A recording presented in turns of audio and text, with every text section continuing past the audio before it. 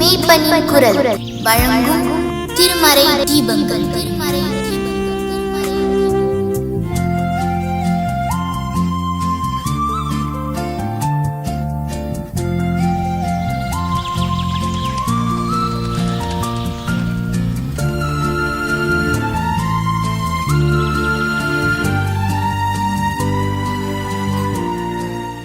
உந்தன் சித்தம் போல் நடத்தும் கர்த்தாவே, நீ நித்தம் என்னை எந்தன் சித்தம் போல வேண்டாம் என் பிதாவே, என் இயேசுவே.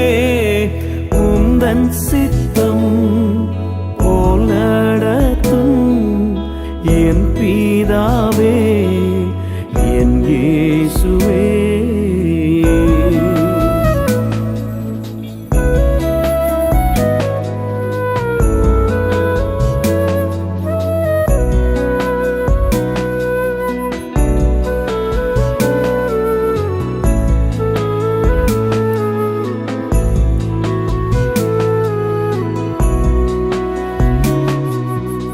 இன்பமான வாழ்க்கை வேண்டேன், இனிய செல்வம் சீரும் வேண்டேன், துன்பமற்ற சுகமும் வேண்டேன், நின் தொண்டு செய்யும் அடியேன்.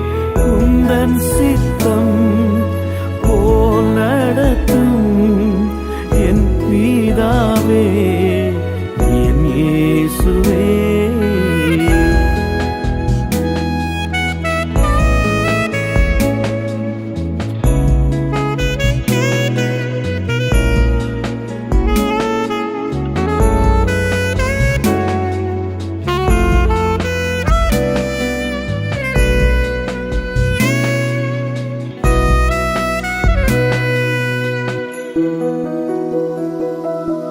அக்னிஸ்தம்பம் மேகஸ்தம்பம் ஆமிவற்றால் நீர் நடத்தும், அனுதினம் என்னோடிருப்பீர்.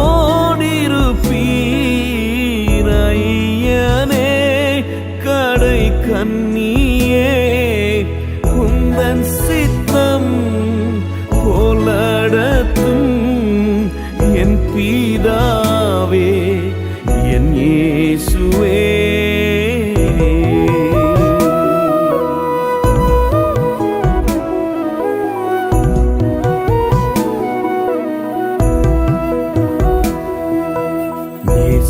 நேசமனாம் நின் வழியோ சிறிதூரமோ மாத்தொலைவோ, எவ்வித துயர்கடலோ ஏழையின் வாழ்வதிலும் உந்தன் சித்தம் போலடத்தும் என் பிதாவே, என் இயேசுவே.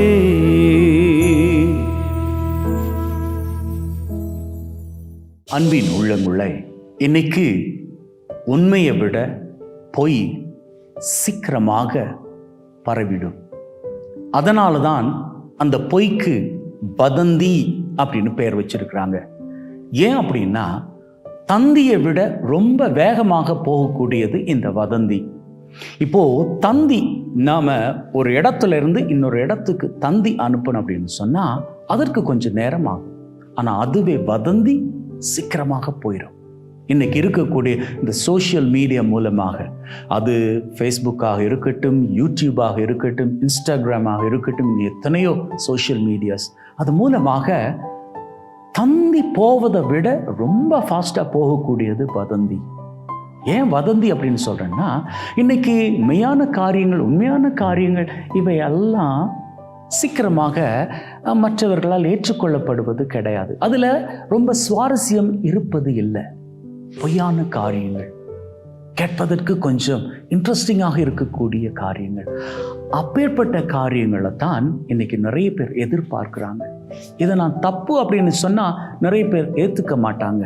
ஏன்னா இன்னைக்கு உலகம் அப்பேற்பட்ட நிலைக்குள்ளே தான் தள்ளப்பட்டு இருக்குது. நல்லா பாருங்க, எனக்கு சாதாரணமாக ஒருத்தர் நிஜமாக நின்றுக்கிட்டு பிரசங்கம் வைக்கிறத விரும்புவீங்களா, அல்லது AI மூலமாக கிரியேட் பண்ணப்பட்ட ஒரு பிரசங்கம் அதை விரும்புவீங்களா? ஏன்னா இன்னைக்கு நிறைய யூடியூப்ஸில் இந்த AI மூலமாக கிரியேட் பண்ணப்பட்ட எத்தனையோ பிரசங்கங்களை நாங்கள் பார்க்கக்கூடியதாக இருக்குது. அப்போது உண்மையை தாண்டி பொய்யத்தான் இன்னைக்கு உலகம் நிறைவாக விரும்பிக்கிட்டு இருக்குது. இது இன்னைக்கு மட்டும் இருந்த காரியம் கிடையாது. இயேசு அன்னைக்கு மரித்து உயிர்த்தெழுந்த வேளையில கூட இருந்த காரியம். எது? AI-யா? கிடையாது. AI-க்கு சமமான இந்த வதந்தி.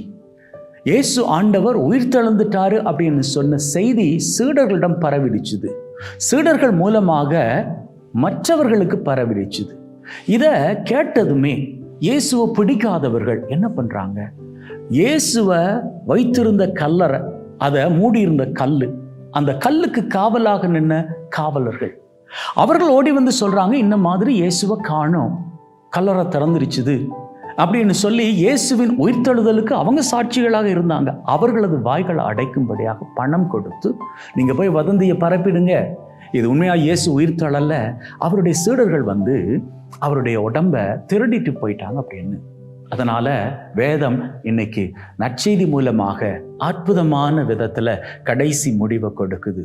இன்னைக்கு வரைக்கும் யூதர்கள் மத்தியில் இந்த வதந்தி பரவிக்கிட்டு தான் இருக்குது அப்படின்னு சொல்லி, அன்பின் உள்ளங்களே, இயேசுவின் உயிர்த்தெழுதலையே இன்னைக்கு வதந்தியாக நினைக்கக்கூடிய சமூகத்துல எத்தனையோ பேர் அப்படித்தான் நினைக்கிறாங்க. நம்ம எவ்வளவுதான் நன்மையின் காரியங்கள் பண்ணாலும், எத்தனை தான் உண்மைக்கு உண்மையாக இருந்தாலும், இன்னைக்கு நம்மை சுற்றி இருக்கக்கூடியவர்கள், நம்முடைய வளர்ச்சியில பொறாமைப்படக்கூடியவர்கள் நம்ம பத்தி வதந்தி எல்லாம் பரப்பலாம் இல்லையா? ஆகவே கவலைப்பட வேண்டாம்.